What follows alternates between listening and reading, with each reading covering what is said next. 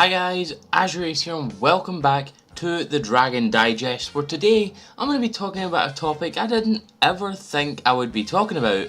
Today I'm going to be talking about the Yardrats, one of the most mysterious and kind of interesting alien races in the Dragon Ball world. And the reason why I'm making this video is because if you guys saw the episode 96 preview, in that preview we can see a Yardrat. The Yardrats are returning in the next episode of Dragon Ball Super.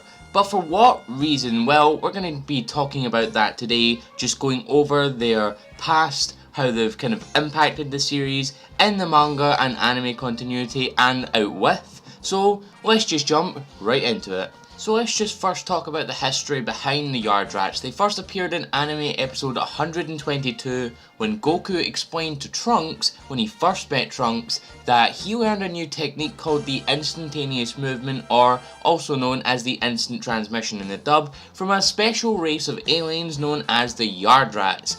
After the Frieza arc, after he found a Saiyan pod from one of the Ginyu Force, he took that Saiyan pod and it went to planet Yardrat.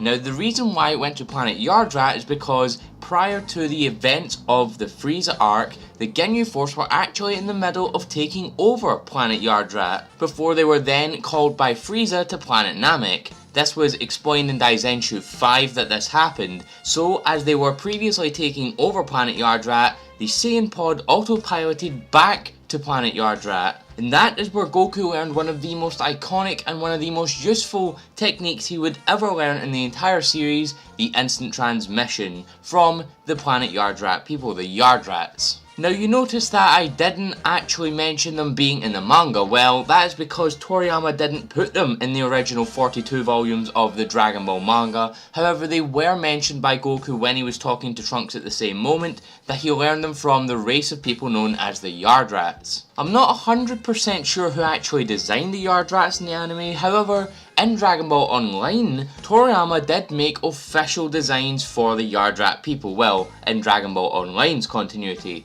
where actually they had a pretty big involvement in the Dragon Ball Online story. In around about age 853, the planet Yardrat was destroyed, presumably by Mura and the Timebreakers, and then in age 900, they created a transportation system which would become a very big basis around the fast travel elements of Dragon Ball Online's gameplay. So the Yardrat people did have a very big impact on the series, both in the actual continuity and out with. Now the thing about this is though, the planet Yardrat people have appeared again in Dragon Ball Super episode 96.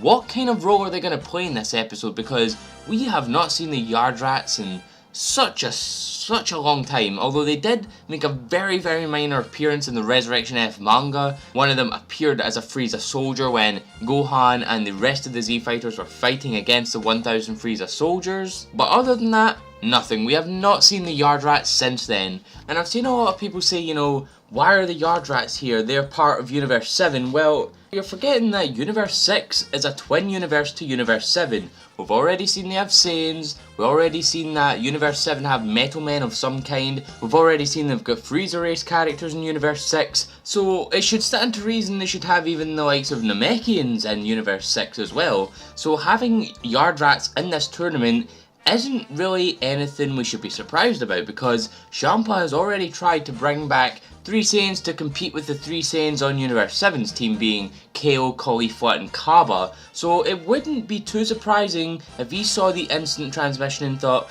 that's a very unique and very good and useful move. I wonder if there's anyone in our universe who could do that. And then he comes across the Universe 6 versions of the Yardrats. Now the thing about this is the Yardrats do look kind of different. It's probably just due to the fact that they had to change up the style in Dragon Ball Super, of course.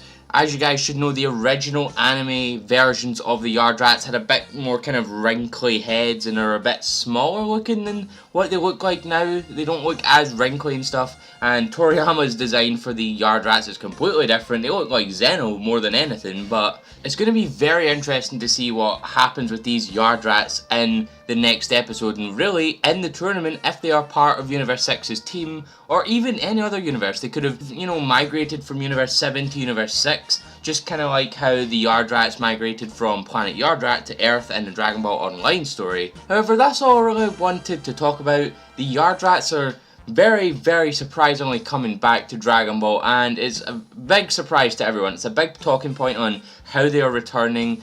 A lot of people are saying no, they're not Yardrats because they're not. There's no Yardrats in Universe 7's team, but they're forgetting that Universe 6 and 7 are twin universes and have a lot of very similar features. So having, you know, different Universe 6 Namekians, Yardrats, you know, AzureAce, Saiyans, humans, all these different types of people isn't surprising at all. However, that's all I really wanted to say. Also give a little bit of the lore behind the Yardrats as well. So if you guys like this video, please do leave a like and a comment in the comment section below. What do you think this Yardrat character is? Who do you think he's a part of, and why do you think he's in the tournament? Please share this amongst your friends, and if you could please hit the bell next to the subscribe button. That way you'll get a notification every single time I upload, meaning you'll get every single piece of content to you as it goes up. I've been AzureAce, and thank you for coming to the video.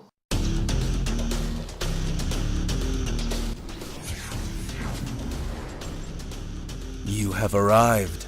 I'm here to tell you that if you don't subscribe to AzureAce for Dragon Ball, Kingdom Hearts, and Pokemon TCG content, you will wander forever in the darkness of your heart.